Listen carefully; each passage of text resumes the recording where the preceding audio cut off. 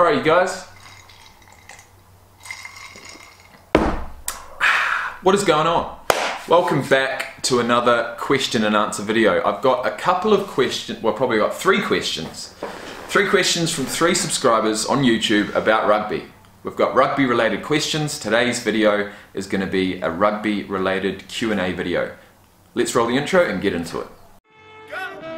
Nothing can stop me, I'm all the way up. All the way up. I'm all the way up. I'm all the way up.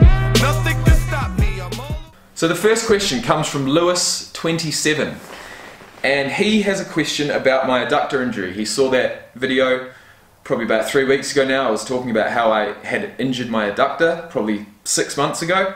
I'd only got a recent diagnosis of what it actually was, and he has messaged saying, I subbed you on YouTube, I saw around a week ago your diagnosis to a torn adductor. I am a kicking 12, which means he's a inside centre playing rugby, but he kicks as well, he kicks goals. But he's struggling with the same injury, and you know, an adductor injury, when you're trying to kick for goal, when you're trying to punt the ball as hard as you can, that's going to re-tear it if it's not ready for it. So with that said, he said he's struggling with it. He's torn it twice consecutively whenever he kicks at goal, like I just said, and has been out for 2 months with it. Because of this, I'm beginning to believe my rehab has not been going as well as it should have. So I was wondering what exercises and drills you are doing to recover from this niggling injury. Very good question. I have actually gone to the physio. I've just got back from the physio, believe it or not. And here we have my little action plan. First thing he said was, you know, these injuries can take 6, even 12 months to recover fully. And the only way it's going to recover fully is if you manage it. But not using it is not going to be the way to, you know, manage it effectively. So you want to continue to use it, but you're not going to be kicking 110% through the ball with an injured adductor. Personally, before I went to the physio, I realized that if I kept my legs in a straight line, I could do almost anything. Once my knees started going out to do something like a squat or a leg press, I would start, you know, activating that adductor, and then it would feel like it's going to snap. Now, my injury has been for 6 months because I did it badly. I tore it. It wasn't a full tear, it was actually what they call a grade 2. So a grade 1 is just a, you know, a minor strain, goes away. You probably don't think about it ever again. A grade 2 is a tear of some sort. You'd probably feel it, but it's not going to be a complete rupture. And you know, that's going to take management. It's going to take 2-3 months maybe to get back to full strength. The third one is a grade 3 tear, which is a complete rupture. So I was in the boat of a grade 2, and I probably, you know, to be honest, I feel like now, 6 months later, most of it's in my head. I feel like I can train legs lighter than before. My problem was going back into the gym, going back to train legs, you know, loading up the weight and feeling it and being like, shit, okay, no, it's still injured, I can't train it, I'm going to give up on legs. And that's pretty much what I did for the last few months. And that's not what I should have done. I should have gone in there, trained the way I normally trained, but only to the point where it was comfortable. If the weight was too heavy, I was feeling it, I'd pull it back, and that is the truth. You know, when I was squatting lightweight, it was alright. It's just when I started putting 2 or 2.5 plates on there that it really started hurting again, and so that's when I stopped training altogether. Now 3 months later, I go to the physio. He tells me the first thing I need to be doing is going back into the gym and starting to train my legs again, because you know, continuing to train upper body and not lower body is going to cause imbalances, and I've already got imbalances in my body anyway, due to one leg being shorter than the other, which I've had confirmed through x-ray, the chiropractor. So for me, going forward, getting that strength back is going to be, you know, the #1 priority, and for me to do that, I need to stick to movements and adjust my movements so that I take the majority of the pressure off of the adductors and put it onto my glutes where it should be. Now, the way that we're going to do that is use a band. So I don't have one right here, but for things like a squat, I'm going to be putting a band around my knees And as I squat down, I'm going to be focusing on keeping my knees outwards. So I'm going to be putting pressure against that band with my knees going outwards. And what that does, it takes all the pressure off of the adductor and puts it onto your glute. So as you squat down, effectively, it should be taking that pressure off the adductor. Now, as well as that, we're going to do one leg exercises. So he's got me, doing a straight leg Romanian deadlift, a kettlebell or a dumbbell, 1 or 2, and basically slowly going down. This is the adductor, this is the sore muscle, alright? So I'm going down like this.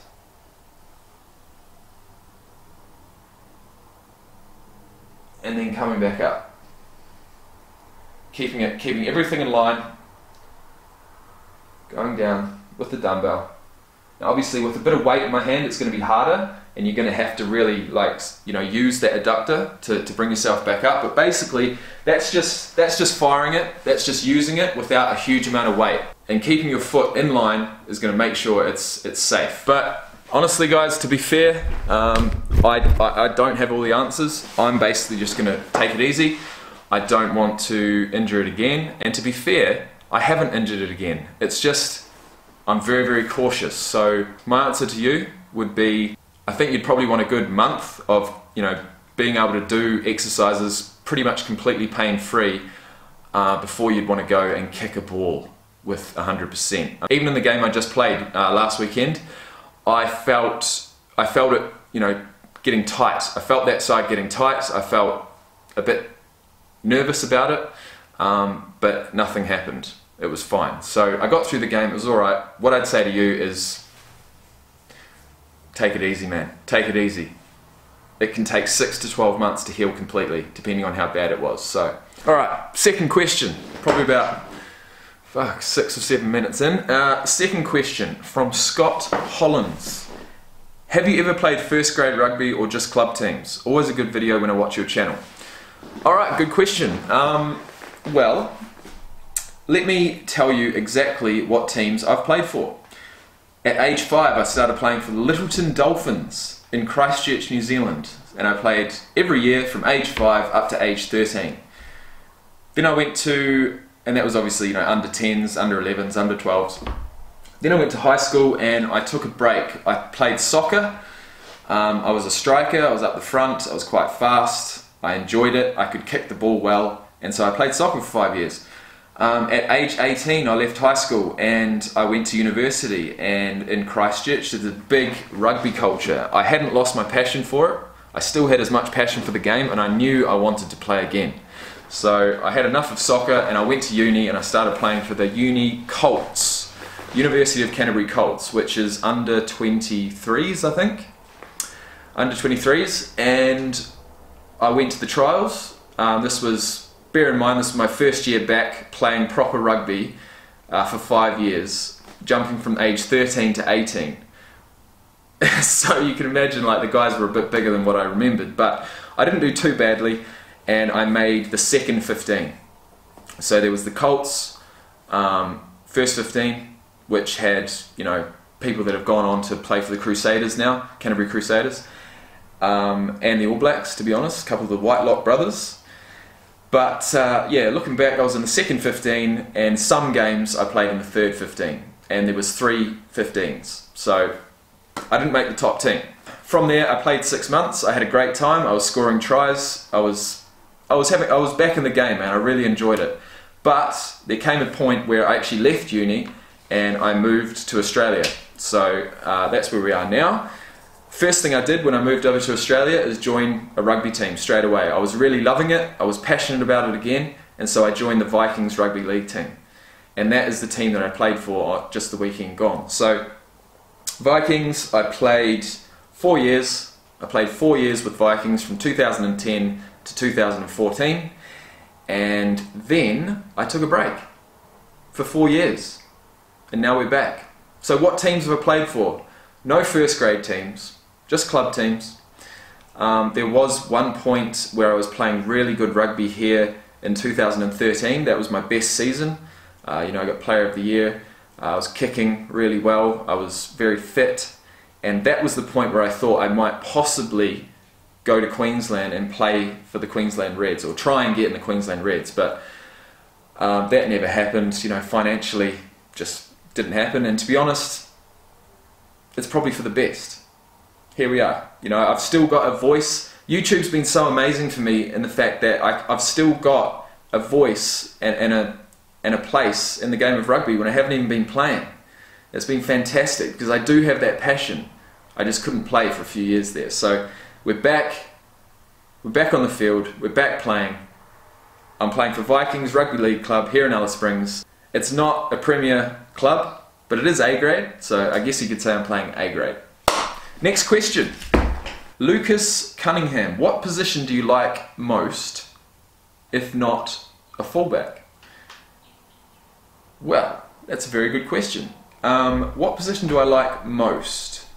Probably any position in the backs, to be honest with you. I think playing on the wing, centre and fullback are my three favourites. I don't feel like I would be suitable for a halfback or a first five. I feel like I don't have the playmaking skills to do that, and I don't have the passing skills to do that. So anything from second five, centre and out, I'm good. But especially the back three. So I would say my other favourite position, apart from fullback, would have to be right wing.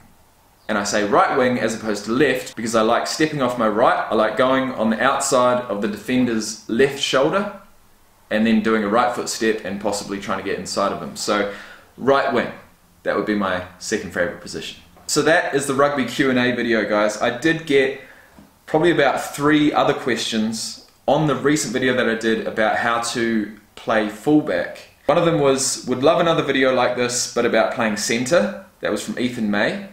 I'd love to do that video. It'll be coming soon. How to play centre in rugby union. Or are you talking about rugby league? Let me know. Anyway, second question was from Sam. Please do how to play number 8. And the third question was from Manu, which said, could you please talk about how to play flanker? So we've got centre, we've got flanker, and we've got number 8.